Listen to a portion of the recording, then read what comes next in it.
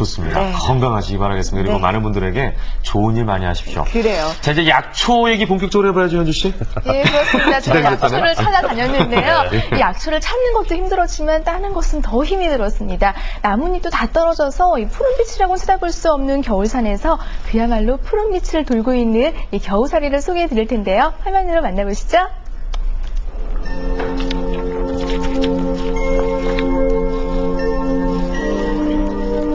여기 눈이 내렸네요. 네, 서울에서 차로 3시간 달리면 강원도 홍천군에 도착하는데요. 이 산 좋고 물 좋다는 이곳은 말 그대로 첩첩산중입니다. 야, 정말 산밖에 없는데요. 네, 눈이 쌓여있고 날씨가 추워서 계곡은 얼어붙어 있는데 과연 약초가 자랄까 의심까지 됐습니다. 그러니까요. 요즘 덥다 하는데 저렇게 또 얼음이 얼어있는 곳이 있군요. 저곳은 너무너무 춥습니다. 하지만 겨우사리는 겨울에 볼 수 있는 몇 안 되는 약초 중에 하나입니다. 추운 겨울에 약초를 캔다는 거 정말 쉽지 않을 것 같은데요. 예. 이 저희가 찾으려고 하는 이 겨우사리는 어디에 많이 서식하고 있나요? 겨우살이는 아주 좀 높은 데 살아요. 해발 한 600m 이상 되는. 아니, 추운 겨울에도 더 높은 곳에.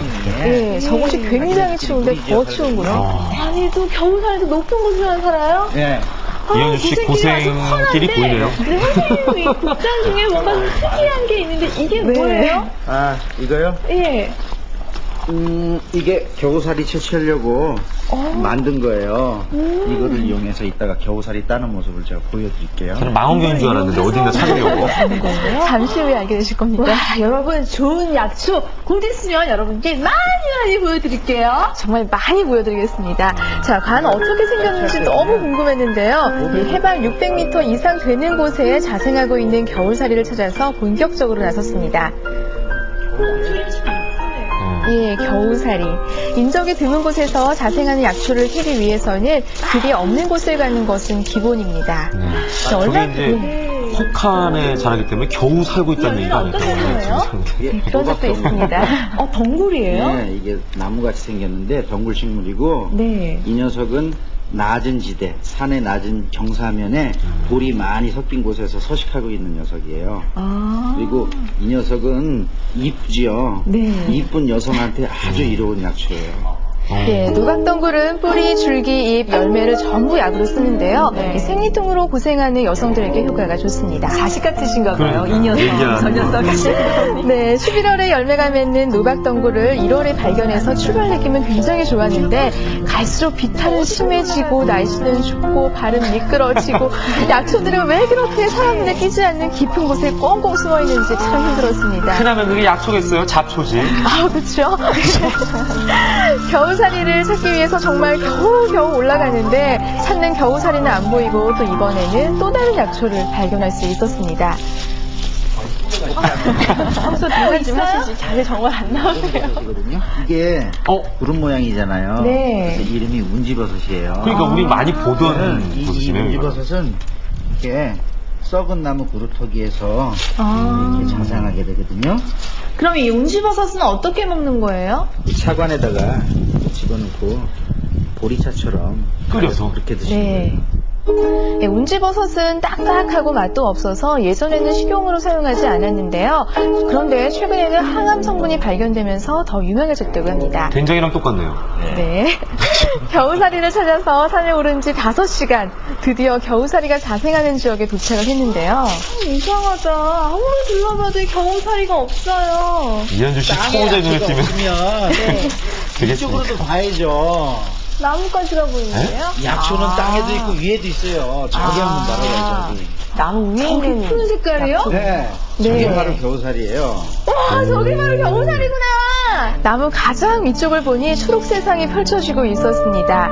이 겨우사리는요, 다른 나무의 기생에서 자라는데요. 나무에 잎이 있을 때는 햇빛을 못 받아서 자라지 못하다가 늦가을에 나뭇잎이 다 떨어지면 그때부터 자라기 시작합니다. 아니, 언뜻 보면 그 나무 잎으로 착각하겠어요. 예, 그쵸. 그 후로 겨울 내내 초록색을 유지하는데요. 그래서 겨우사리라는 이름이 불러지게 됐습니다. 포도 같아요, 청포도. 예, 너무 예뻐요. 비주의 장비를 보여주시네요. 그래서 저기 긴 막대기가 필요했군요. 네. 아, 이제 안에서 나와요. 보시는군요. 이거는 안테나 뽑히듯이. 낚싯대인가요? 예. 이게 예. 겨우살이 따려고 일부 사람들이 톱을 가져와서 이 참나무를 베요. 이게 몇십 년씩 자란 건데 그러면 안 되지. 살림의 선이고. 네.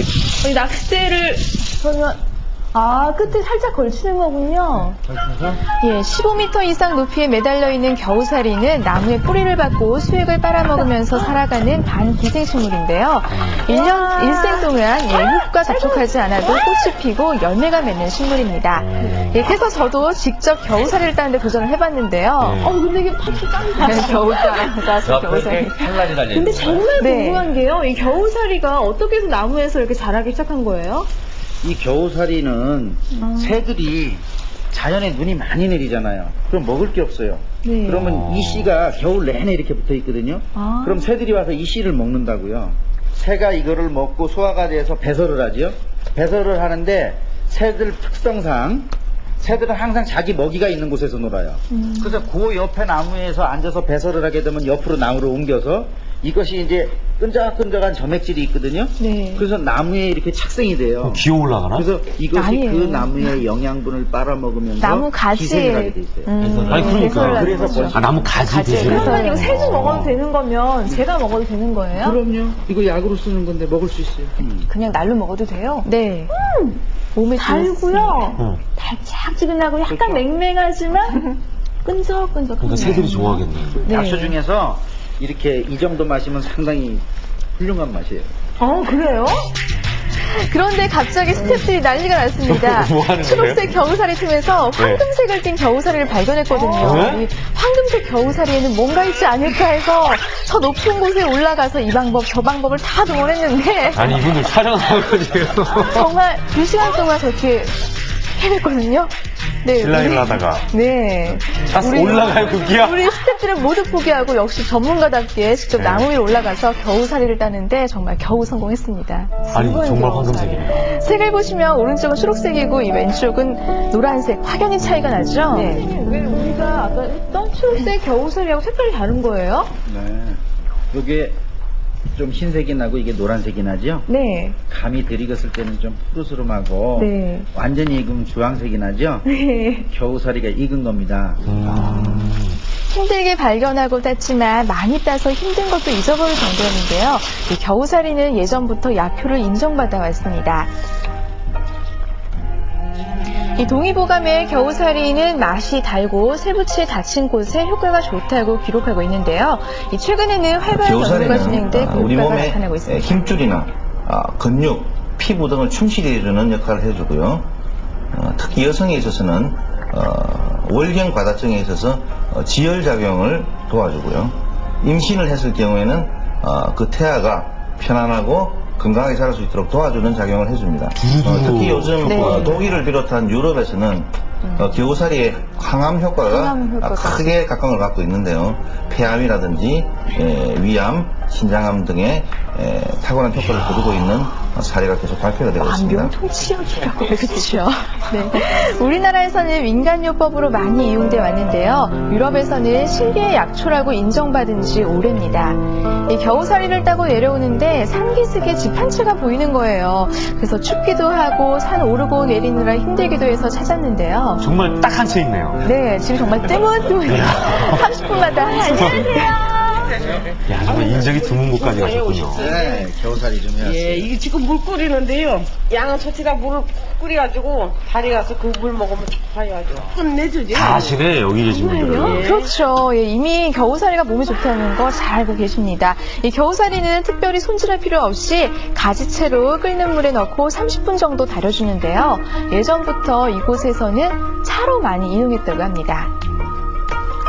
그게 제일 먹기가 편하죠, 뭐 간편하고, 그죠? 네. 나뭇가지까지는 좀 쓰지 않을까요? 달짝지근해서 맛있어요. 네. 네. 와, 이 겨우살이 차가 완성이 됐는데요. 향기가 그야말로 풀향기 가득한 차 있잖아요. 맛이 정말 궁금한데. 저렇게 한솥 끓이면은 꽤 오래 먹겠는데요? 네, 보리차처럼. 와, 물 대신에. 정말. 끝내주지요. 네, 끝내줘요. 정말 자연 속의 차 같아요. 와. 예전에는 너무 흔해서 이 겨울에 소여물로 사용할 정도였다는데요. 예, 잘 우려낸 겨우살이차. 아니, 소 좋은 일 시켜주고 있었어요, 그동안? 그러게 말이에요. 아깝습니다.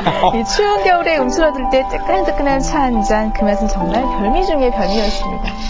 네, 겨우살이차는 언제 마시면 가장 맛있어요? 겨울에 그저 밥 먹고 그 뒤로 숙명 삼아 그저 이렇게 물 먹으면 대신에. 좋아요. 네. 어른들 시아버지 시어머니 대대로 많이 끓여 먹었어요. 소화도 잘 되고 그저 뭐 잠도 잘 오고 허리 팔 쑤신데도 좋고 다 좋아요. 다른 나뭇잎들이 다 지고 난 다음에 비로소 열매를 맺는 겨우살이. 추운 겨울에도 굳건히 견뎌내며 싹을 틔우는 겨우살이는 요즘 생명을 밝히는 겨울약초의 꽃으로 그 푸르름을 더하고 있습니다. 앞으로 등산하시는 분들 저처럼 땅만 보지 마시고요. 네. 하늘도 보시면 좋은 약초 찾을 수가 있을 것 같습니다. 오늘 소개해드린 이 약초는요. 바로 참나무에 붙어있다고 해서 참나무 겨우살이라 불리고 또 동백나무에 붙어있으면 동백나무 겨우살이라고 불리는데요.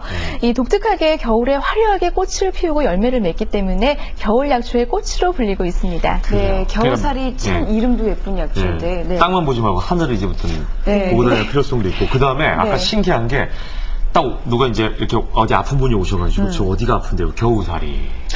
또 이렇게 오시면 어디가 아픈데요? 겨우살이. 왜냐면 아까 보니까 모든 거에 다 좋아요. 네, 이게. 그래서 옆에서 김선수 씨가 네. 이거 멸종되겠네 하시는데 진짜 왜 좋다고 한번 소문나면 다들 따고 그러시잖아요. 네, 제발 자제해 주세요. 근데 이렇게 귀한 약초인데 그동안 모르고 있었잖아요. 오늘 세상의 아침 통해서 저희도 겨우살이라는 약초를 예. 처음 만나봤는데 참 이런 약초가 또 우리 산하에 있군요. 예. 그래요.